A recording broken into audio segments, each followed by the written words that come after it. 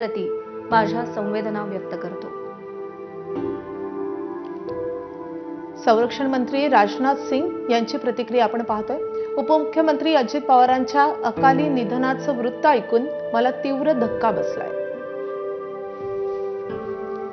सार्वजनिक जीवनात त्यांनी महाराष्ट्राच्या विकासासाठी आणि समृद्धीसाठी समर्पित भावनेनं काम केलं।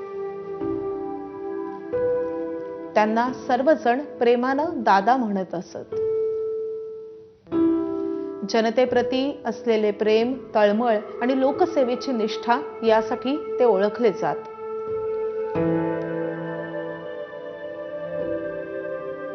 त्यांच्या निधनावर मी अंतःकरणातून शोक व्यक्त करतो।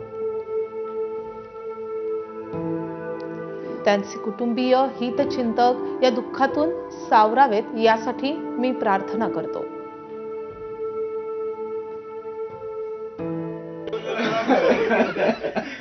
कुणाची बेडगावला होता एकदम बाबासाहेब कुठात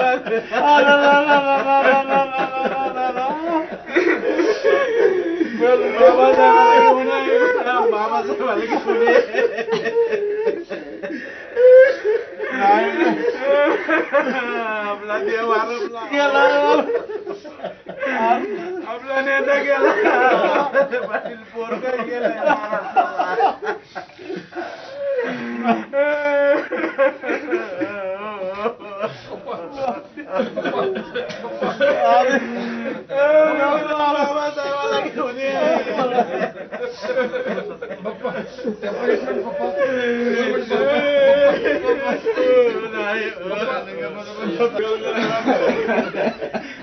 कुणाची बेडगावला होता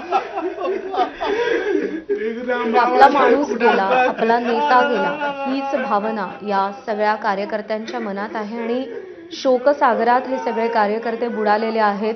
कुणी कुणाला सावरायचं, कुणी कुणाला धीर द्यायचा हेही कळेनासं झालेलं आहे। आणि अपघातानंतरची ही दृश्य आहेत, कागदपत्र विखुरलेली आहेत, विमानाचे अक्षरशः काही तुकडे झालेले आहेत आणि त्यानंतर तिथे आता पंचनामा केला जातोय। तिथली ही दृश्य आपण पाहतोय। अजित पवार यांचं निधन झालंय।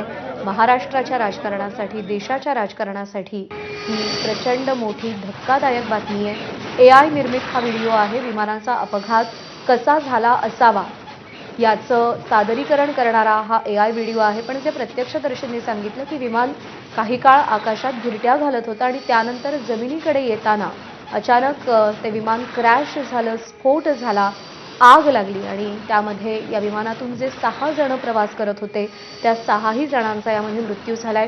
केंद्रीय पातळीवरच्या नेत्यांनी देखील या अपघातानंतर आपल्या शोकसंवेदना व्यक्त केलेल्या आहेत। ट्विटरच्या माध्यमातून ज्या ठिकाणी अपघात झाला तिथली ही दृश्य आपण पाहतोय।